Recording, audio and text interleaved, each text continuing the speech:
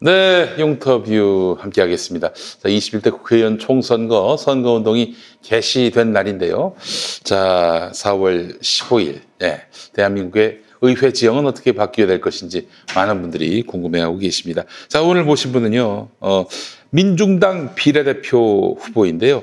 여러분 목소리 들으시면 많이 익숙하실 겁니다. 바로 윤희숙 후보신데요. 자, 어서 오십시오. 안녕하세요. 네, 자, 윤희숙 후보님, 안녕하세요라는 말만 들으면 잘 모르실 텐데. 박근혜는 그래요. 바로 촛불 우리 성명 사회자. 네, 맞습니다. 그 이름이 아주 윤희숙. 네. 전 알고 있었지만은 좀 그 이름이 좀 낯선 분들께는요. 촛불혁명 사회자로 소개하면은 뭐 다 끝날 것 같습니다. 박근혜 퇴진 광화문 촛불 사회자 윤희숙입니다. 네.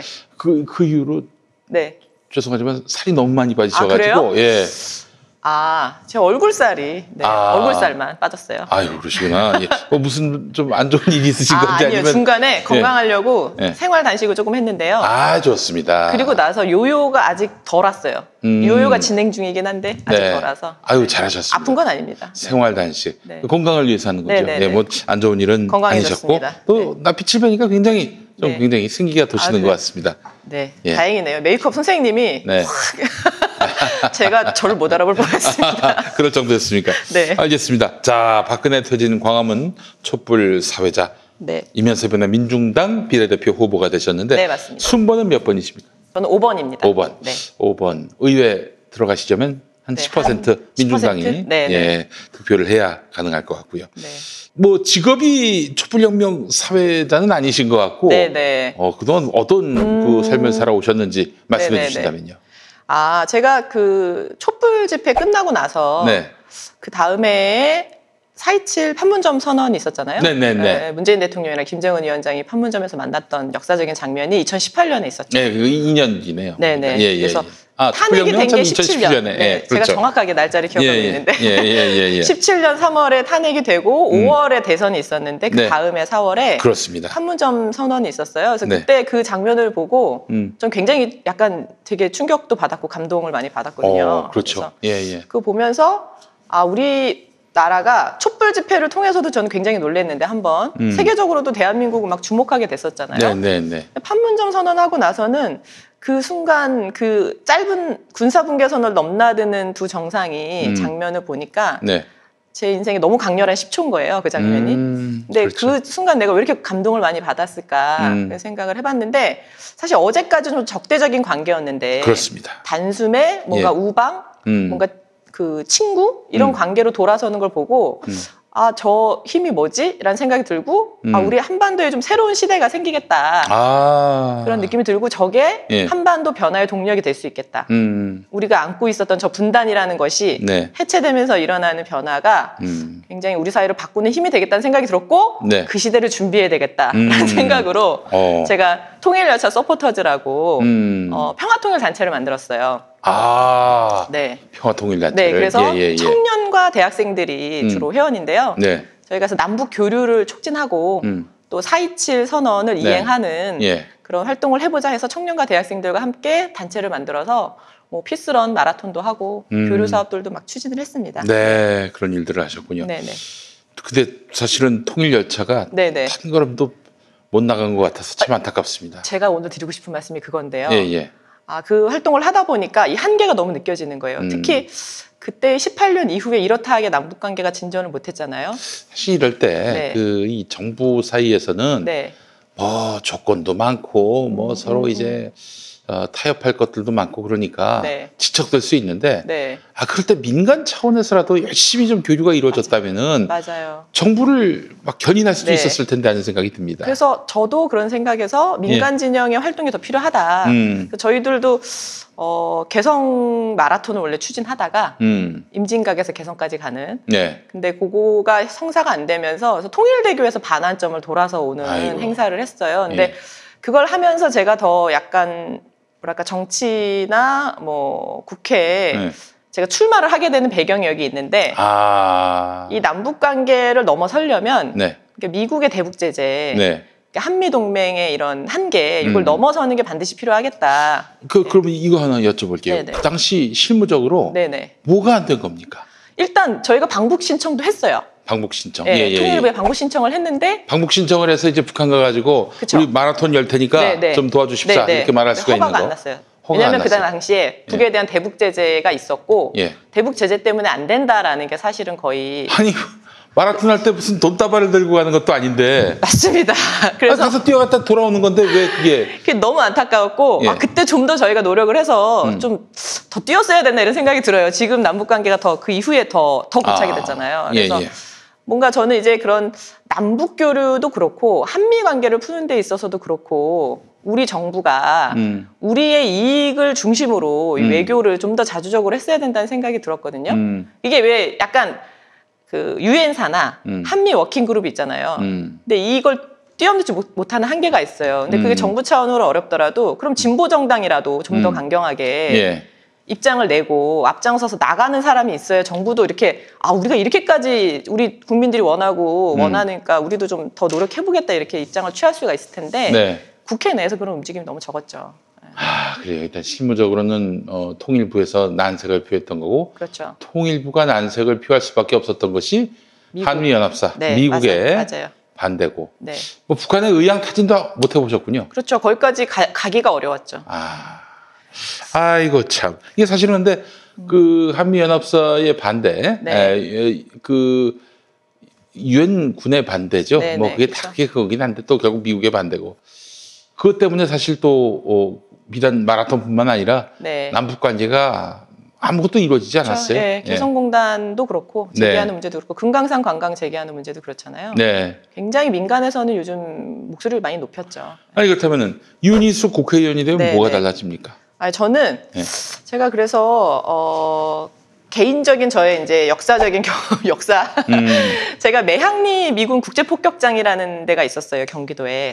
경기도 화성에. 그렇죠. 근데 거기에 1950년대부터 50년 동안 미군 전투기들이 폭격 훈련을 하는 표적지가 있었던 곳이에요. 시도 때도 없이 와가지고 그냥. 매일 했죠. 매일 50년간 매일 했는데 그게 결국 2000년에 제가 그 현장 가보고 전 되게 놀랬던 게 그때 당시가 2000년인데 1950년대인 줄 알았던 거예요. 미군 전투기가 폭격 훈련을 하루 종일 하거든요. 그래서 남의 나라 땅에서. 그렇죠.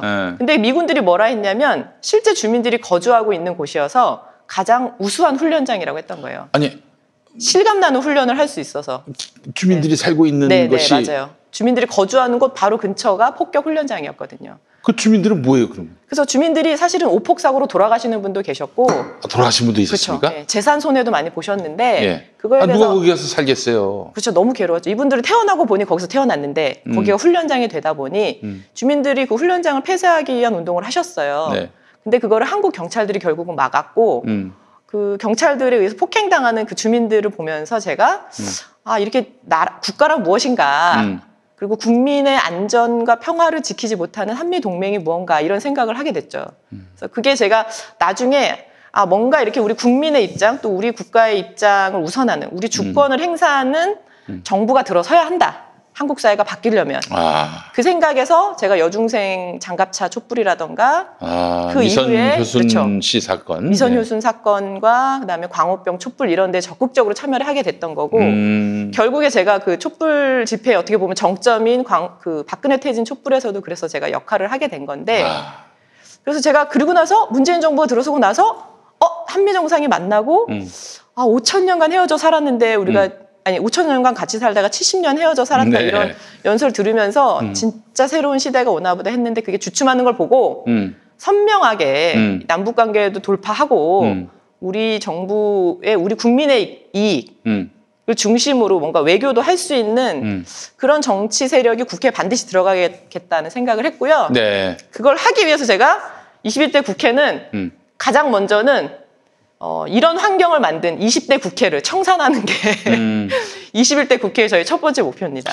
저는 남북 관계가 개선되고 그렇게 해서 통행의 자유가 보장돼야만 이 민족의 활로가 있다라고 생각을 합니다. 사실 우리 정치의 가장 아픈 그 가시가 그리고 뽑아야 될 가시가 바로 이런 분단이라고 보거든요. 맞습니다. 근데 이번 총선에서는 분단 문제와 관련해서 이 아픈 현실을 바꾸자는 목소리는 전혀 네. 들리지 않는 네, 것 네. 같아서 참 많이 들리지 안타깝습니다. 않죠. 예. 근데 과거에 선거 때마다 예. 이거를 이제 악의적으로 이용하는 세력들이 있었고, 그렇죠. 색깔론. 네. 네. 그리고 이제 그에 맞서서, 근데 사실은 맞서서 좀 반대하는 세력들도 있긴 했었는데, 이번에는 그걸 전면에 내세우진 않는 것 같아요. 왜냐하면 별로 먹히지 않는 것 같고. 예. 근데 여전히 그걸 반대하는 세력들이 세력을 또 확장하고 있기 때문에 특히 이제 이번 20대 국회가 촛불 이전의 국회잖아요. 네네네. 그러니까 이 국회로는 뭘 할 수가 없는 거예요, 아무것도. 그래서 우선은 그 20대 국회를 청산하는데 특히 지금 미래통합당 이름을 바꿔서 그러니까 이제 한 번 쓰레기통에 폐기 처분했던 도시락을 포장 바꾸고 유통기한 다시 찍어서 국민들한테 다시 팔겠다는 거 아닙니까? 제가 그 김종인 선대위원장이 취임하면서 과반 의석을 만들겠다 이 얘기하는 거 보고 정말 너무 화가 나는 거예요. 아니 그래서 제가 요즘에 제가 김용민 PD님을 좀 본받아서 뼈 때리는 논평을 좀 내려고. 저는 뼈를 때린 적이 없습니다. 제가 뼈 때리기 연습을 하고 있는데 최근에 윤희숙의 총선 브리핑이라는 저의 개인 유튜브를 시작하고 있습니다. 알고 있으세요? 아이고 알죠. 그래요? 좀 날마다 네 번밖에 안 했는데. 페이스북에 올리셨는데. 그래서 뭘로 가야 돼요? 접속을 하려면. 진보 TV. 진보 TV. 네, 민중당 진보 TV라고 있습니다. 진보 TV라고 치면 됩니까? 예. 알겠습니다. 거기에 가면 제가 그 김종인 위원장이 취임하면서 무슨 말을 했냐면 본인이 전대 대통령도 만들고 현 대통령도 내가 만들어서 지가 만들었나? 나 참. 제가 국민들한테 미안해서 책임지기 위해서 나왔다. 현 정부 심판에 가담하겠다 이런 얘기를 하는 거예요. 현 정부 대통령도 만들었다? 그렇죠. 말도 안 되는 소리 하는 게 지난번 대선 때 2017년 4월에 이 양반이 안철수 캠프에 들어가서 안철수 대통령 만들기에 참여했던 분입니다. 무슨 말도 안 되는 소리라고 있어? 아니 그래서 기본적으로 틀리게. 아니 본인 말대로 그래. 양 대통령을 본인이 만들었다 치면 그럼 전직 대통령은 감옥에 가 있고 현 대통령은 본인 말대로 심판하겠다고 하는데 그럼 본인도 감옥에 가거나 심판을 받아야 될 당사자가 아니냐. 무슨 본인이 책임을 지겠다는 거냐. 이런 말씀을 제가 드렸는데 이번 국회에서 그래서 그 이름 바꾸고 포장지 바꾼 미래통합당 적폐 세력이잖아요. 여기 청산하지 않고 한국 정치 나아갈 수 없다. 그래서 여기를 바꾸는 거. 그래서 미래통합당을 완전히 퇴출시키는 게 저의 그 21대 국회에서의 첫 번째 과제고요. 그러려면 선명하게 이 사람들이랑 싸울 수 있는 선명한 진보정당 국회의원 필요하다. 그러는 데 있어서 제가 적임자다. 알겠습니다. 제가 우리 김종인 위원장에 대해서 이제 보름 남았잖아요. 총선이. 그렇죠. 15일 단기 알바. 13일 남았네요, 이제. 13일 단기 알바라고 제가 맞네요. 했습니다. 단기 알바. 선거 끝나면 또 어디로 또 딴 데로 튀는지 알 거 아닙니까? 너무 좀 낡은 정치의 상징처럼 돼버린 거 아니에요? 아니, 지가 무슨 대통령을 국민들이 만들었지. 말도 안 되는 소리라고 있어요. 맞아요. 알겠습니다. 윤희숙 후보님, 명쾌하시네요. 아주 뭐. 감사합니다. 논리가 아주 명쾌하시고. 자, 촛불혁명을, 이제 국민들이 만들어내셨고, 그리고 이제 2년이 이제 지났습니다. 2년이 아니죠? 이제 3년 됐죠. 3년 됐네요. 3년 지났고, 그렇습니다. 그 3년 지나면서 촛불혁명. 그때 저도 완수된 것은 아니다. 일단 대통령 한 분만 바뀌었을 뿐이지, 이 적폐들이 정리되거나, 그런 것은 아니기 때문에 완수는 나중에 평가할 일이다라고 이야기를 했는데, 촛불혁명 3년 지났는데, 현조선은 어떻다고 보십니까? 저는 아주 많이 미진하다 생각을 합니다. 그래서, 특히나 제가 굉장히 안타깝게 생각하는 게 이번 총선 같은 경우 촛불혁명에서 이룬 몇 가지 안 되는 정치개혁 과제 중에 하나의 성과가 있었죠. 준연동형 비례대표제라는 게 시행이 됐잖아요. 근데 애초에는 연동형 비례대표제를 시행하는 게 목표였는데 이게 그 과정에 사실 좀 주저앉았죠. 약간 기형적인 형태로. 저는 이제 그렇더라도 약간 한 발을 뗀 의미가 있다라고 생각을 했는데 결국에는 애초의 취지는 양당 체제를 좀 균열을 내고 과대 대표도 했으니까 그동안. 그래서 새로운 소수 정당들의 진출을 좀 만들자 했는데 그 부분도 사실 지금 안 되고 있잖아요. 그래서 근데 그거의 원인을 좀 찾아보면 어떻게 이런 결과가 나왔는가 보면 사실 좀 그 원인 중에 하나는 선거관리위원장이 지금 적폐 판사 아닙니까? 그 권순일. 사법적폐 판사 중에 한 명이죠. 네네네. 그래서 사법적폐 판사 66명의 명단이 발표됐는데 그 사람들 중에 청산된 사람이 한 명도 없습니다. 법복을 벗은 사람이 한 명도 없고 네. 여전히 판사로 행사하고 있고 권한을 그리고 이렇게 선거관리위원장으로 가서 이런 미래한국당 같은 위성정당 허가를 내주면서 이게 지금 이 깜깜이 선거와 난장판 선거가 지금 벌어지면서 사실 이 피해는 이제 국민들이 사실 보는 거죠. 네. 그래서 이런 면에서도 이 한계가 아직 많이 남아있다 생각을 합니다. 알겠습니다. 자, 아까 그 미국 얘기 잠깐 했는데 네네네. 그 민중당 비례대표 후보 중에는 네. 해리 해리스. 네네네. 맞아요. 집사님 아닙니까? 아, 집사님인가요? 고양이를 좋아하시는 집사님. 아, 그렇죠. 그 집사. 네. 저도 집사입니다. 네. 해리 해리스 집사. 아니, 고양이 키우십니까? 네, 맞아요. 아이고, 저도 그러시구나. 키웁니다. 아니, 코드가 맞는 분인데 왜 이렇게 싫어합니까? 만나봐야 되나? 해리 네. 해리스를. 아니, 그쪽이 절 싫어하는 것 같아요. 자, 해리 해리스. 네. 그 양반 집에 넘어갔던 그런 청년들. 네. 그분 중에 한 분이라고요? 7번이? 네, 맞아요. 김유진 후보. 김유진 후보. 예. 그래서 사실은 민중당 하면은 뭐 앞서서 이제 정치에 이제 입문하시게 된 이유도 미국과 무관하지 않으신데. 그렇죠. 근데 또 우리 현실 속에서 미국은 마냥 배척할 수도 없고 그렇죠. 적대 관계 자체가 이게 상상이 안 되는 분들도 국민 중에 많이 계시고요. 한미 관계는 어떻게 정립이 돼야 한다고 보시는지. 그리고 사실은 미국이라는 나라에 대해서 우리가 뭐 과거에는 그래도 천조국처럼 여기고 미국 대통령을 뭐 무슨 과거 조선시대 그 명나라 황제 이렇게도 여겼고 뭐 하나님이 축복하신 나라 이렇게 인식하는 분들도 성조기 있고. 이스라엘기 이렇게 들고 나오시는 분들 글쎄 말입니다. 동급으로 보시잖아요. 네. 민중당은 또 우리 윤희숙 후보님은 그 미국을 어떻게 보시는지. 저는 그러니까 그게 미국이든 중국이든 특별히 배척하지도 또 완전히 의존하지도 않고 우리의 이익을 중심으로 대등하게 상대하면 된다. 저는 그게 이제 자기 발로 서서 올바로 외교할 수 있는 자세라고 생각하고 미국이 그런 관계가 되어야 한다고 생각합니다. 그래서 뭘 죽고 못 사는 사이도 아니고 지금 미국이 우리나라에 주둔하고 있는 이유도 자기의 이해관계가 있기 때문에 주둔한다고 이해하는 상식적인 국민들이 굉장히 많아요. 그래서 그렇다면 또 주한미군을 나가라고 주장하시는 분들도 계시고 또 주한미군이 나가라고 주장하는 사람들을 보면 화들짝 놀라는 분들이 계시잖아요. 그렇죠. 제가 한번 물어봤어요. 아니 그럼 주한미군이 우리나라에 영구히 주둔해야 된다고 생각하십니까? 그랬더니 그건 또 이렇게 하시는 거예요.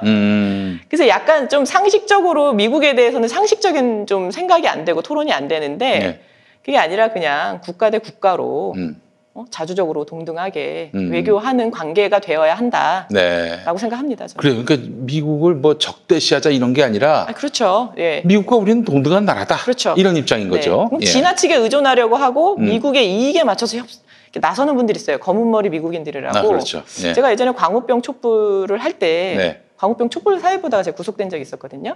구속도 되셨었어요? 제가 그때 서울구치소에 제가 선배입니다.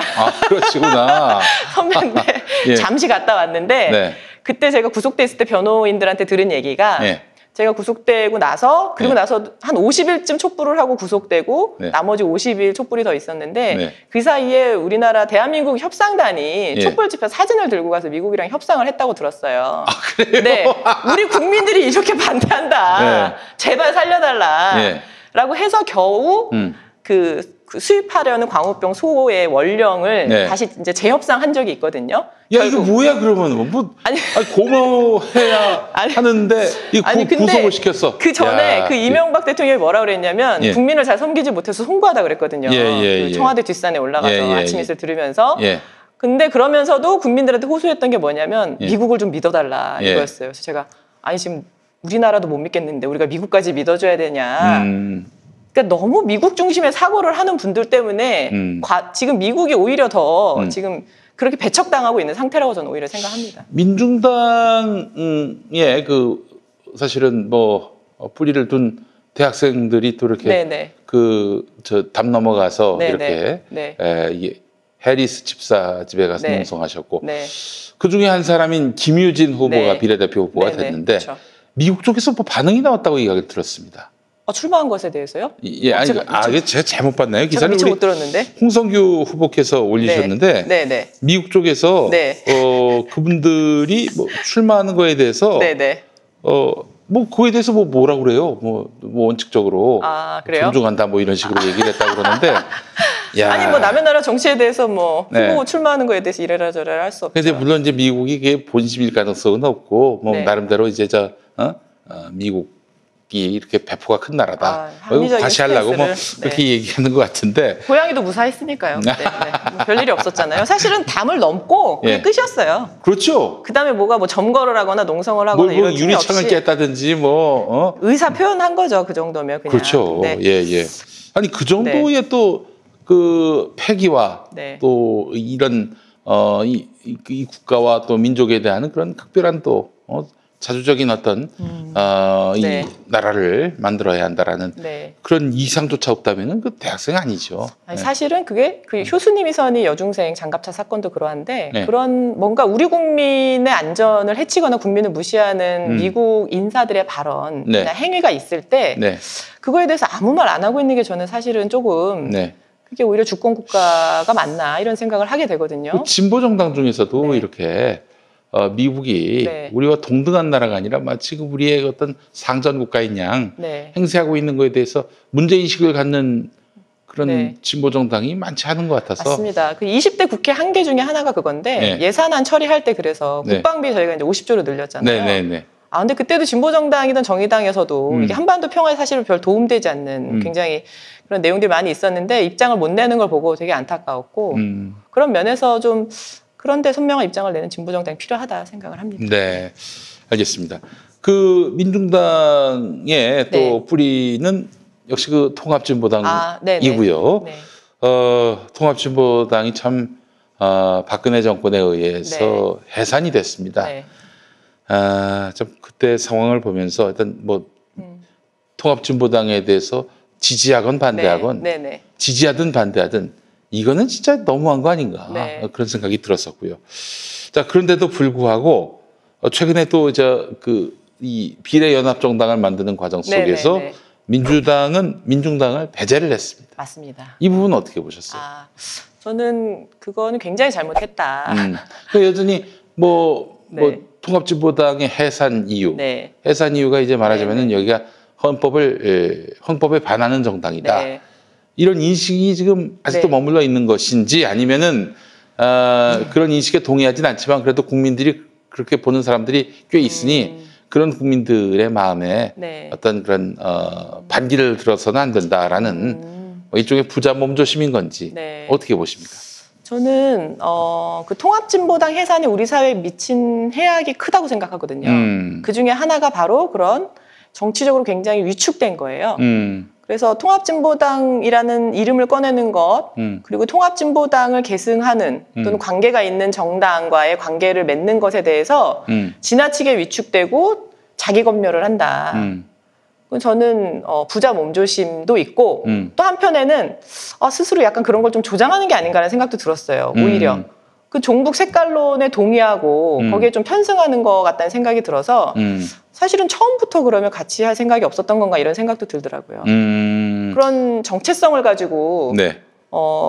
얘기를 하니까 네. 그거는 좀 너무 뭐 정부 여당이 또는 민주당이 지향하는 가치에 맞는 건가? 그런 생각이 들더라고요. 예, 그런가 하면은 이제 민중당이 대중정당으로 나가는 데 있어서 항상 그게 그 걸림돌이 되고 족쇄가 된다. 네네. 이렇게 이야기하는 사람들도 있잖아요. 그러니까 이제 사실은 그것이라는 게 굉장히 모호한 실체예요. 예. 네.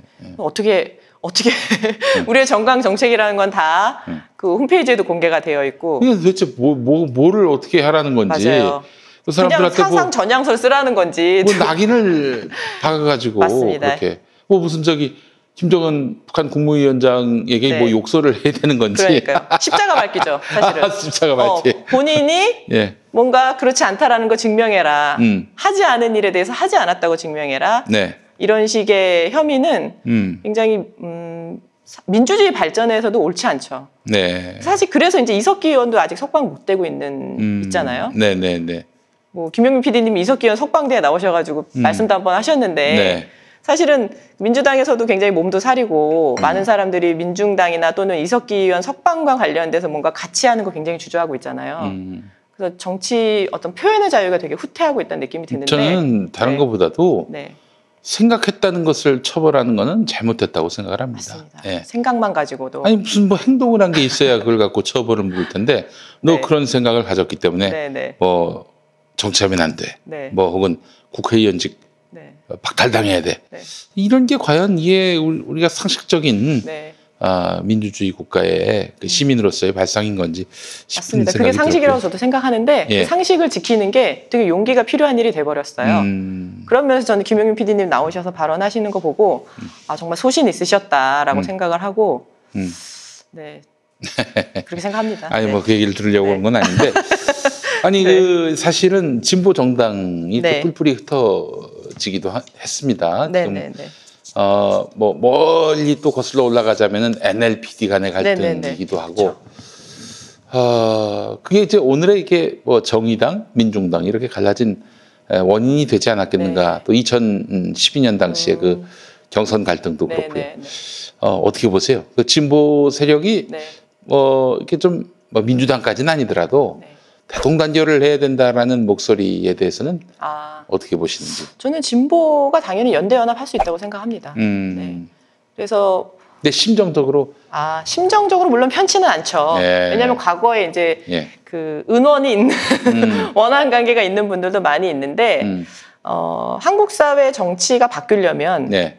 저는 이제 지역 정치구도 양당 정치구도 바뀌어야 되는데 그러려면 진보 정당의 성장이 불가피합니다. 네. 근데 진보 정당의 성장을 하려면 진보 세력이 연대하지 않으면 사실 어렵고 지금 현실에서는 네. 그런 면에서는 큰 목적이 맞기 때문에 네. 그 안에서 예. 뭐 연대 연합 당연히 해야 되고 할 수 있다고 생각합니다. 뭐 민중민주나 네. 그리고 뭐 또 자주통일 네. 이 이야기들은 벌써 30년 전 그 그쵸. 이전에 네. 이제 이미 네. 나왔던 것이 거기서 이제 분파가 생긴 건데 네. 지금 그 이슈가 모든 이슈를 앞서거나 그러진 않지 않습니까? 그렇죠. 지금은 사실은 별로 그 노선의 차이를 가지고 예. 그렇게 쟁점이 되진 않습니다. 앙금과 어떤 네. 그런 뭐 서로 간의 관계의 상처들 그렇죠. 이런 것들로 인해서 지금 진보 세력이 분열되어 있는 것이고 그래서 네. 한 목소리를 내지 못하고 있는 것이고 민중들의 삶에 또 이제 민족 공동체의 삶에 큰 변수가 되지 못하고 있는 이런 현실들이 좀 네, 맞습니다. 너무 안타까워요. 이 진보 정당의 한계가 예. 한국 사회 변화를 발목 잡는 한계가 되거든요. 결국에는 네. 한국 정치가 발전하지 못하게 되는 이유 중에 하나가 되는데 네. 그런 의제가 후퇴하기도 하고 말씀드렸듯이 통합진보당을 고립시켜서 해산시키고 나니 네. 뭔가 자주 통일과 관련된 얘기를 하는 집단에 대해서 색안경을 끼게 되고 정의당도 그래서 오히려 국회 내에서 국방비라던가 한미관계에 대한 입장을 선명하게 내지 못하는 결과가 나오거든요. 이게 우리 민족 공동체 문제인데 이게 왜 네. 이렇게 거론도 안 되고 말이죠. 누군가가 이걸 갖고 토론 의제조차 하지 네. 않고 발제조차 하지 않고 있는 이런 현실이 과연 온당한 것인지 한번 우리가 자문을 해볼 필요가 있는데 지금 네. 의회 안에서 그런 네. 목소리를 내는 사람들이 많지 않아서 참 네, 네, 안타깝습니다. 맞아요. 예. 그래요. 자, 근데 민중당에 네. 대해서 과연 수권 정당이 될 수 있겠는가? 수권 정당. 예. 그래서 듣기만 해도 가슴이 설레는군요. 사실은 뭐 이념이나 지향점에 네. 대해서 동의하는 분들도 많이 계실 거예요. 그러나 네. 민중당에 대해서 표를 주기에는 네. 이 당이 과연 과연 비례 의석 한 석이라도 낼 수 있겠는가? 3%를 넘기면 뭐 한 3~5석은 나올 것 같은 생각이 들긴 하는데 그 길이 굉장히 험난해 보입니다. 예. 험난하죠. 예, 그 부분 어떻게 보세요? 저는 그러니까 한국 사회에서 진보 정당의 사명이 있다고 생각합니다.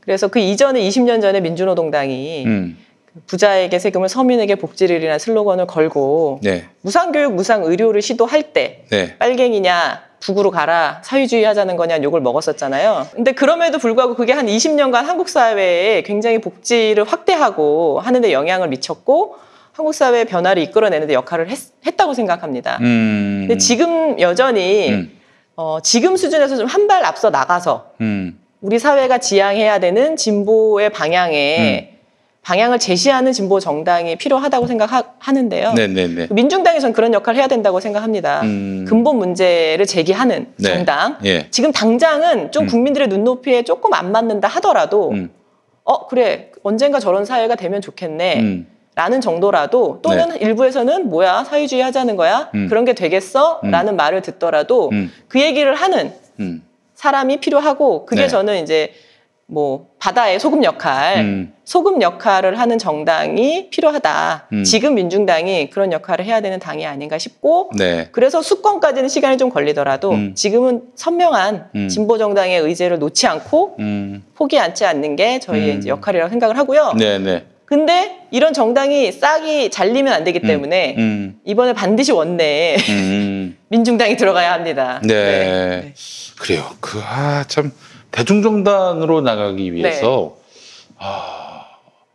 어떤 많은 모색들이 또 있었을 것 같아요. 네네. 민중당이 이제 뭐 적극적으로 이 이슈를 제기함으로써 또 여론시장에서 또 존재감 있게 자기 역할을 또 자기 기능을 자기 정체성을 드러내기도 하지만은 근본적으로 좀 정치공학이라는 표현이 좀 적절치 않을 수 있습니다만은 정치공학적인 접근으로서 한번 뭐 하나의 예를 들자면은 진보 정당끼리 뭐 연대하는 문제라든지 뭐 이런 방향으로 뭔가 도약할 수 있는 변신을 좀 꾀하는 것이 어떻겠는가. 뭐 거대 양당 구조가 워낙 강화되고 있는 상황이고 또 진보 정당에 대한 필요성 같은 것도 아주 상당한데도 불구하고 국민들이 그 필요성에 대해서 아주 공감을 하면서도 크게 밀어주진 않고 있는 이런 현실 속에서 각계약진하는 것보다는 뭐 연대를 한다든지 이런 방법에 대안을 모색한 적은 없었습니까? 이번에 같은 경우 비례연합정당, 정치개혁연합에서 제안한 비례연합정당에 대해서 논의를 했죠, 민중당도. 그리고 저는 기본적으로 특히 이제 평소에는 각자 활동을 하더라도 중요한 싸움을 앞뒀을 때 상대를 좁히고 우리를 넓히기 위한 촛불은 사실 그래서 이긴 거잖아요. 그렇죠. 보수가 소수화되고 나머지 세력들이 다 같이 나섰기 때문에 이긴 건데. 그 한 바다에서 만났어요. 저는 이번 선거도 사실 그럴 수 있다고 생각했거든요. 그래서 정치개혁연합, 우리가 이제 정치공학에서 기성정당들을 따라갈 수는 없기 때문에 어떻게 이제 민주당을 믿겠냐 이런 얘기 하시는 분들도 계셨는데 민주당을 뭐 크게 믿어서라기보다도 그 중재를 이제 나섰던 시민사회 원로들이 계시고 선거법 개정과 관련해서 진정성이 있었던 하승수 변호사도 계셨고 해서 그리고 거기에 큰 목적에 동의하는 여러 진보 세력들이 같이 한다면 저는 연대연합 할 수 있다. 연대연합이라는 게 저희가 같은 생각을 가진 사람들끼리 하는 건 아니잖아요. 다 같은 생각이었으면 저희가 다 같은 한 가지의 당이었겠죠. 근데 이 기존에 좀 다른 차이는 있더라도 각자 활동을 하더라도 중요한 계기에 힘을 모으기 위해서 연대연합 할 수 있고 민중당도 저는 그렇게 이제 노력하고 있었다고 생각을 합니다. 그게 저희 방향에서 그 어떤 방법으로 그런 걸 놓지 않고 있어요. 여러 가지 방법 중에 하나죠. 저희도 더 수권정당으로 대중정당으로 나아가기 위해서 쓸 수 있는 방법인데 사실상 그게 그런 연합정당이 사실상 아니고 그게 이제 결국 어떻게 보면 민주당의 위성정당으로 결론이 났기 때문에 사실은 참여하는 게 저희가 이유가 없어졌죠.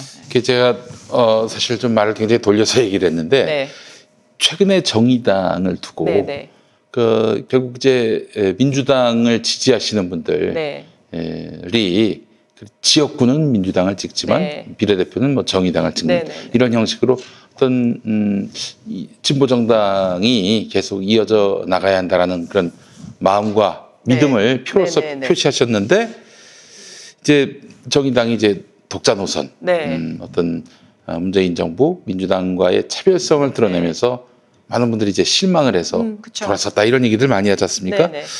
그 문재인 대통령 정부와의 관계는 어떻게 설정할 것이며 또한 그러나 결국에는 진보 정당은 필요하다라는 정의당에 실망했지만은 이런 유권자들에게 민중당이 마음을 얻을 수 있는 방법은 없는지 제가 정치공학적이라는 그 해법, 그 모색 이런 것들을 여쭤봤을 때는 그런 내용이 다 담겨 있었습니다.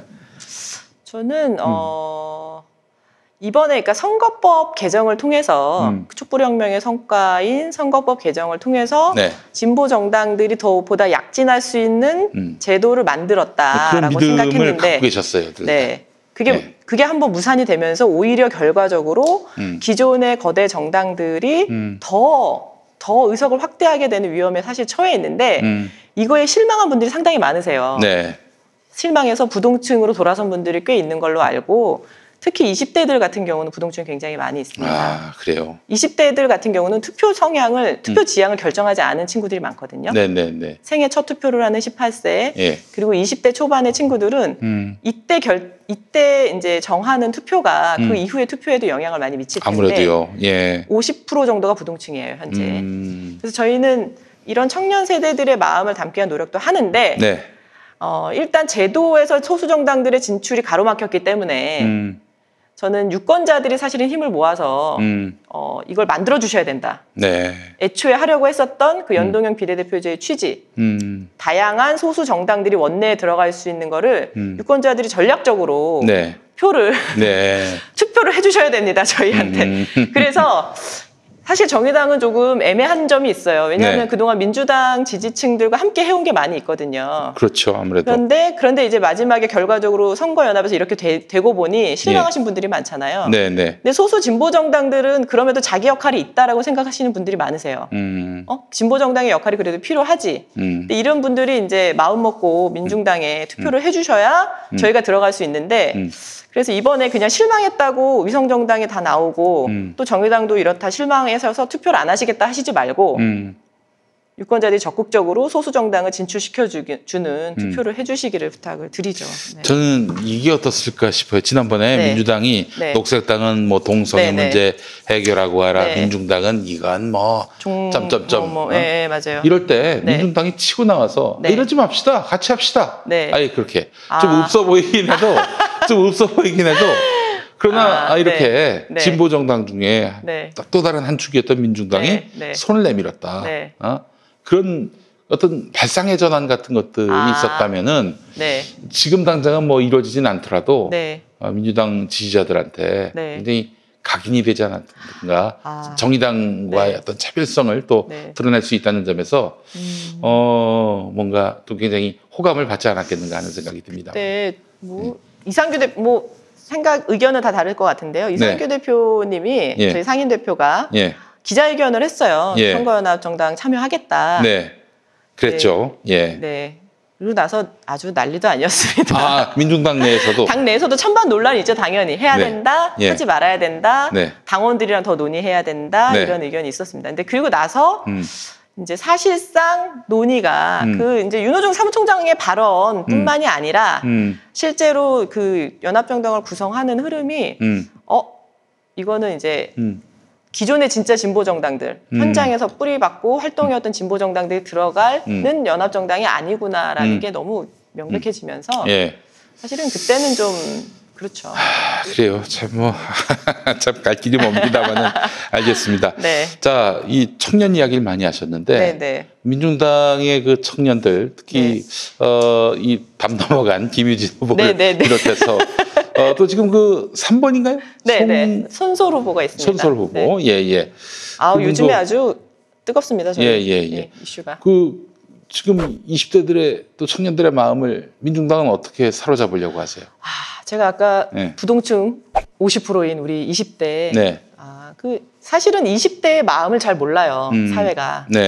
그리고 그러니까 자꾸 청년들의 얘기를 듣겠다면서 뭐 행사에 이렇게 기자회견 또는 선거할 때 이렇게 불러서 물어봐요.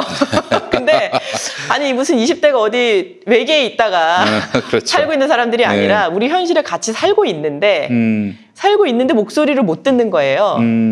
확실히 존재하지만 목소리를 잘 들을 수 없는 세대가 지금 청년 세대, 20대 세대인데 기존의 기성세대 시각으로 바라보는 게 있거든요. 90년대생은 이렇다라고 이렇게 규정을 하는데 그거는 이제 기성세대의 시각이고 사실 요즘은 20살과 21살도 세대 차이 나거든요. 그래요? 아니 그걸 어떻게 90년대생을 하나로 말할 수 있냐. 아니 뭐 하여튼 저희 때도 뭐 9월생하고 5월생 사이에서도 세대 차이가 있었습니다. 그럼 그때도 그렇고 지금도 그렇군요. 그런데 약간 20대가 이렇다라는 거를 사회적으로 자꾸 정의를 내리려고 하는 것부터 거부해요, 20대는. 그래서 지난번 이제 조국 장관 관련해서도 그때 많은 세대가 20대에게 너는 왜 촛불을 안 드니? 아니면 너는 왜 촛불을 드니? 이런 걸 갖고 이렇게 이제 얘기를 많이 걸었어요. 관련해서. 네, 맞습니다. 그래서 우리나라 사람들 중에 촛불을 들고 안 들고를 가지고 이렇게 말을 많이 듣는 사람들은 20대가 유일할 거다 이런 생각을 저도 했는데요. 사실 그 20대들에 대해서 굉장히 이해하지 못하는 게 있습니다. 근데 20대의 마음을 아는 건 20대예요. 네. 30대, 20대 청년들의 마음을 이해하는 청년들이 정치를 하고 있거든요. 저희는. 아, 민중당에서. 그렇죠. 민중당에는 청년민중당이 있어요. 그리고 청년민중당의 대표가 공동대표고요.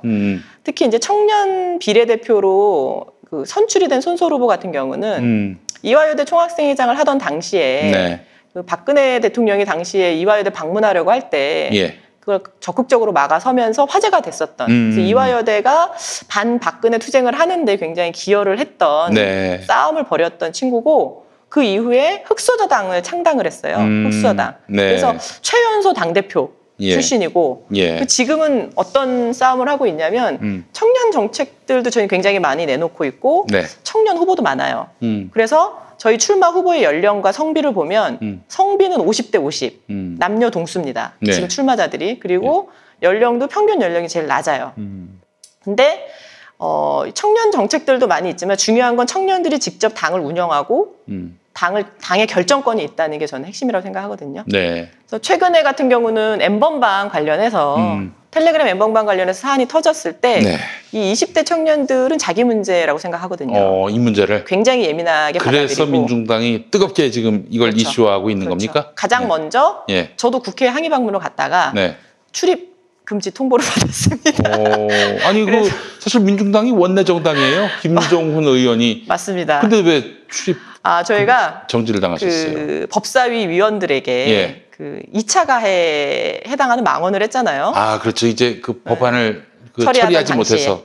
국민들의 청원을 받아서 법안 심사를 하는데 청원을 했다고 다 법을 만드냐. 자기가 혼자 좋아서 보고 즐기는 걸 처벌할 수 있느냐. 뭐 그런 건 난 예술 작품이라고도 생각한다라는 식의 무개념 N번방 걸요? 관련해서요. 그러니까 N번방에 대해서 N번방은 이건 범죄 동영상 아닙니까? 맞습니다. 그게 무슨 예술 작품이에요, 그게? 그래서 거기 구성원들이 대부분 검사 출신들인데 법사위원들이 근데 굉장히 안일하거나 아주 무지하거나 사안에 대해서 몰랐거나 알고도 굉장히 나태하게 처리했던 거라서 이런 사람들이 법을 만들면 강력 처벌이 당연히 불가능하고 그 강력 처벌하는 입법을 하지 못한 국회가 결국은 N번방을 만들었다. 이런 거에 대한 항의 행동을 저희 청년 당원들 후보들과 제가 같이 법사위원들에게 전달하러 갔다가 현재 국회 정론관이나 국회 건물에 들어가지 못하는 상태가 됐습니다. 기자회견을 못하고 밖에서 하고 있는데요. 원내 정당인데도 불구하고. 사실 그거 핵심은 뭐냐면 왜 민중당이 N번방과 관련해서 언론에 자꾸 나오게 됐냐면 이 문제와 관련해서 가장 적극적으로 먼저 나가서 싸웠기 때문인데 20대 청년들이 여성들이 특히 가장 분노하는 사안이에요. 굉장히 그 분노가 뜨거운 거를 그걸 대변해준 시원한 투쟁이었다라고 칭찬하시는 분들이 계시거든요. 그래서 사실은 뭐 정치라는 게 이해관계 대변하는 거잖아요. 누구의 편에 서서 누구를 대변해서 싸울 것인가. 근데 그 청년들이 가장 분노하거나 어려워하는 문제에서 가장 나서서 싸울 수 있는 정당이고 그런 게 가능한 거는 청년 후보들, 청년들이 직접 정당에 있기 때문에 가능하죠. 청년의 분노를 대변하고 또 청년들이 정당 정치에 들어와서 활동할 수 있도록 또 장을 마련해주고 또 이번 총선에서 청년들에게 마음을 살 수 있는 심쿵한 그런 뭐 공약들이 있다면 저희는 뭐 아주 파격적인 공약부터 아주 실생활에 가까운 공약이 있는데 가장 파격적인 공약은 저희가 자산 재분배를 이번에 좀 새로운 가치로 내놓고 있는데요. 기존의 자산이 너무 불평등하게 분배가 되어 있으니 이걸 다시 재분배하자. 어떻게 해요, 그걸? 라는 거고 그러는 데 있어서 자산 형성에서 최근에 가장 영향을 많이 끼치는 게 부동산 문제다. 부동산이죠. 최근에는 부동산 소득이 근로소득보다 더 높잖아요. 최근에 이제 소득이 높은 분들 구성을 보면 그리고 최근 5년간 땅값 상승의 가장 큰 요인이 보니까 5대 기업, 재벌 기업들의 부동산 투자더라고요. 그러니까 결국은 지금은 기업들이 영업이익이 아니라 부동산 이득으로 얻고 있는데 그래서 이 부동산을 좀 재분배하자. 토지 소유를 제한하거나 주택을 제한하거나 이제 이런 몇 가지 그다음에 그 개발해서 이익이 나오면 그 이익의 50%를 세금으로 내게 하던가 이런 과거에 1990년에 노태우 정부 시절에 있었어요. 이런 법들이. 네, 이걸 좀 부활시켜보자라는 게 저희 공약인데 이걸 해서 그 자산을 나눠주자. 특히 청년들에게. 청년들에게 최근에 그 프랑스의 토마 피케티라고 요즘에 인기 있는 학자가 있잖아요. 네, 그래서 사유재산의 신성함을 깨라 이런 걸 주장하고 있는데 그렇죠. 민중당에서도 이번에 한번 그래 왜 땅은 사두면 값이 계속 오르지? 집은 왜 쓰는데도 보통의 물건은 쓰다 보면 값이 떨어지는데 집값은 왜 오르지? 이런 개념으로 공공성을 좀 부여하자고 해서 그걸로 청년들에게 자산을 20살이 되면 1억씩 기본 자산을 지급하자라는 것도 있고 또 청년들이 일하는 사업장들이 대부분 작은 사업장이 많아요. 비정규직도 많고. 그렇죠. 청년들의 36%가 첫 직장이 비정규직이에요. 그래서 근데 아시다시피 비정규직으로 시작을 하면 중간에 정규직 되기 굉장히 어렵거든요. 그렇죠. 그러니까 처음에 직장을 구할 때부터 힘든 건데 그런 소규모 사업장 또는 이제 이런 데에 근로기준법 적용할 수 있도록 하는 방법도 추진 중이고 고졸 노동자들을 위한 지원 그리고 앞서서 마련했던 여러 가지 그 토지 소유나 이런 걸 제한해서 얻는 이득으로 청년들에게 무상 임대주택 100만 호를 공급하자 이런 공약들이 있고 또 대학 서열화 폐지 이런 공약들도 있습니다. 그래서 대학생들 그러니까 학벌을 깨는 문제 그 고등학교 졸업한 노동자들을 지원하는 문제 특성화고 학생들을 위한 뭐 제도 이런 공약들이 있습니다. 네. 야. 저희 굉장히 많은데요. 다 설명을 해드리려니까. 180석은 얻어야 이제 뭘 해도 할 수 있지 않겠나 생각이 얘기지만 드는데. 저희가 3% 내다보고. 예, 그래요. 사실 뭐 만화 같은 공약들도 지금 실현이 되고 있어요. 맞아요. 기본소득 같은 경우. 그렇죠. 그 진작에 민중당이 내놨던 방안 아닙니까? 기본적으로 저도 물론 이번에 코로나에 재난기본소득 100만 원을 모든 국민에게 지급하자라는 걸 제안했었는데요. 이렇게 실현될 줄은 코로나를 계기로 그 이전부터 저희가 좀 기본소득에 대한 부분들도 진보 진영에서 많이 제기했는데 이렇게 실현될 줄은 몰랐죠. 무상급식도 사실은 그랬어요. 그게 가능하겠냐 했는데 실현이 됐었고요. 그 민중당의 기본소득 관련한 공약도 하나만 좀 얘기해 주세요. 저희는 이제 기본소득을 원래 대표 공약으로는 넣지는 않았는데 코로나 대응과 관련해서는 재난기본소득을 책정을 했습니다. 그래서 다른 정당에서도 다 얘기하셔가지고 근데 저희는 좀 차이가 있는 게 현금으로 선별 지급하지 말고 모두에게 똑같이 보편 지급을 하고 내년에 세금으로 선별 회수하자. 그게 이제 공약이고 그거는 이제 한 번만 하게 될 경우는 기본 소득의 개념으로는 조금 부족한 게 있잖아요. 그렇죠. 그래서 요거는 좀 그 사안을 봐서 좀 더 이렇게 추가로 더 지급할 수 있는 방법도 찾아야 하고요.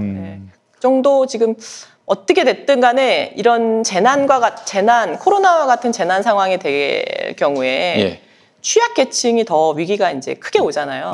왜냐하면 지금 대부분의 국민들이 하루 벌어 하루 살아서 한 달이나 두 달을 이상을 버티기 어려운 상태거든요. 여윳돈이 없어요.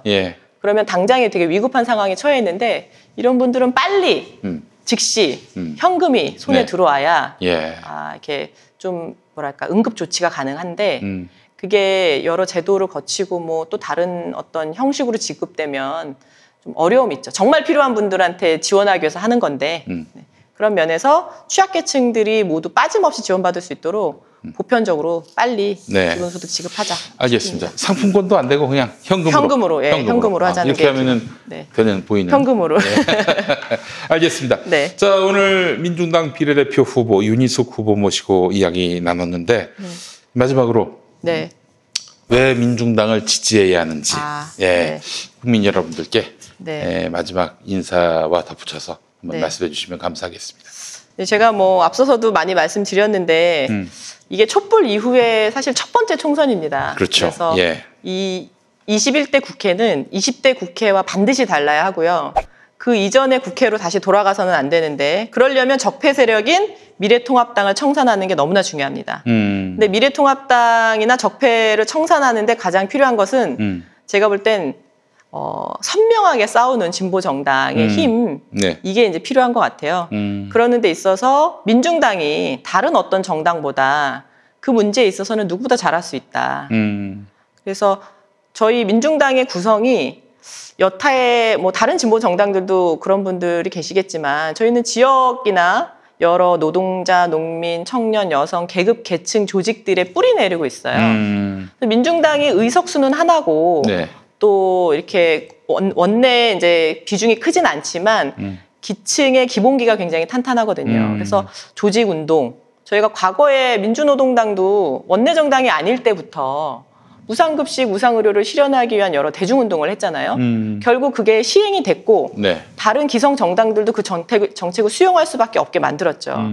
그 조직운동과 결합한 진보정당 운동, 정치를 할 수 있는 조직이 바로 민중당입니다. 네. 현장성이 있고 또 그런 현장성을 이제 오랜 시간 동안 척박한 환경에서도 진보 운동을 개척해온 사람들이 저희 당원들이에요. 네, 네, 네. 그런 걸로 우리 사회를 바꾸고자 하는 의지가 확고하거든요. 근데 그런 정당이 원내에도 있어야 우리 사회 정치가 한 발 나갈 수 있는데 네. 그리고 적폐 세력인 미래통합당과도 뭐 아쉬울 게 없이 싸울 수 있거든요. 저희가 네. 잃을 게 없고 빚진 게 없습니다. 그래서 예. 이런 선명한 진보 정당이 들어가야 적폐를 청산할 수 있다. 네. 네, 그래서 진보 정당이 꼭 필요하다. 네. 어떻게 좀 지지를 해주시겠습니까? 예, 저는 어느 누구도 지지 의사를 표명하지 않기로 했습니다. 아, 그렇습니까? 네, 청자 여러분들이 판단하실 몫이라고 네, 네. 보고요. 자, 민중당에 대해서 오늘 또 충분한 정보를 드리지 않았나 하는 생각이 들고, 그 이정희 전 대표께서는 네. 어떻게 정치 활동을 안 하십니까? 아니 얼마 전에 조선일보가 단독으로 예. 이정희 대표 다시 재개하나 네. 이런 기사를 냈더라고요. 그래요. 저도 예. 깜짝 놀랐는데 네. 이정희 대표님이 최근에는 뭐 그 법을 만들거나 여러 사례 연구 조사를 많이 하세요. 그 최저임금을 못 받는 노동자가 한 명도 없도록 하자라는 그런 법을 만들어서 얼마 전에 국회에서 토론회를 하셨는데요. 네. 저도 굉장히 그 유익 있게 봤고, 우리가 이제 최저임금 인상하는 것도 중요한데 그 최저임금에 적용받지 못하는 사람들을 없애는 그런 사람들이 없는 2020년, 22년에는 최저임금 못 받는 노동자가 제로인 사회를 한번 만들어보자 이런 정책 제안을 주로 하고 계시고 네네. 청년들과 함께 청년 정치 역량을 발굴하고 육성하는 일은 많이 돕고 계세요. 네네네. 그런데 아직 본인이 정치 일선에 나오는 데는 사실은 뭐 그거는 뭐 아직 환경이 마련돼야 되겠죠. 제가 뭐 주제 넘습니다만은 민중당한테 네. 좀 뭔가 그 지켜보는 시민으로서 네. 조언을 하자면 간판이 있어야 돼 일단 기본적으로. 근데 뭐 이정이라는 아주 훌륭한 그 자산이 있는데 네. 예, 너무 좀 뒤에 계신 게 아닌가 하는 생각이 들고요. 네. 예, 그거는 보수도 알고 누구도 다 아는. 아니 제가 얼마 전에 저 지방에 무슨 수련회를 갔는데 그 수련원 그 계시는 선생님이 직원분이 저희는 민중당이잖아요. 네. 이정희 대표님이 예전에 통합진보당이었잖아요. 예. 저희한테 물어보시더라고요. 이정희 대표님은 요즘 뭐 하시냐. 이번에 출마 안 하십니까? 물어보시더라고요. 그래서 다 알아요. 네, 예, 진보당이 민중당하고 맥을 잇고 있다는 거 모르는 사람 없어요. 예. 근데 하도 지난 그 통합진보당 해산 과정에서 너무 공격을 많이 받고 그래서 아직 이제 요양도 하시고 미워하는 사람들도 있고 싫어하는 사람들도 있지만은 또 그렇게 미움과 그 이런 비토를 당한 이정희 대표에 대한 어떤 그 채무감을 갖고 계신 분들도 있어요, 사실은. 그런 분들이 이제 다시 재기를 해서 나오시는 이정희 대표에 대해서는 아주 각별한 마음을 갖지 않겠는가 생각이 들고, 뭐 제가 좀 정치를 쭉 봤는데 간판, 인물, 이게 한국 정치의 그 가장 강력한 동력이더라고요. 예, 좋은 정당, 또 정당 민주주의의 제도와 틀, 그리고 그 지향하는 바 다 좋은데 역시 그걸 누가 하느냐, 누가 얼굴과 힘을 갖고 하느냐, 이것도 이제 굉장히 중요한 문제가 되더라고요. 네, 그 상징적인 인물로 그 정당의 정체성을 이해하시기 때문에 국민들이 맞습니다. 그런 부분이 바람직하진 않지만 그러나 또 무시할 수 없는 또 한국 정치의 또 하나의 어떤 그런 기제니까요. 예. 이정희 대표님 같은 분들이 다시 정치에 나오실 수 있는 환경을 만드는 게 필요하다 생각이 들고 또 그런 좋은 정치 역량 인재들을 많이 이렇게 키워내는 게 정당에서도 필요하다고 생각합니다. 네, 그것도 그렇고 또 하나 이제 정치 무대에서 원내 정당이니까요. 한석이라도 이제 갖고 있는 힘이 크거든요. 보십시오. 조원진 그 한 명 갖고 그 자유공화당 저렇게 설치고 다니는 거 보세요. 네, 하여튼 민중당이 네. 4월 15일 이후에 활짝 웃으시기를 바라는 마음 가져보면서 꼼수 기득권 정치 아웃 이걸 표방하고 있는 민중당. 네. 네. 주목하도록 하겠습니다. 네, 맞습니다. 우리 윤희숙 후보님 나와주셔서 감사합니다. 자, 수고하셨습니다. 네, 고맙습니다. 네.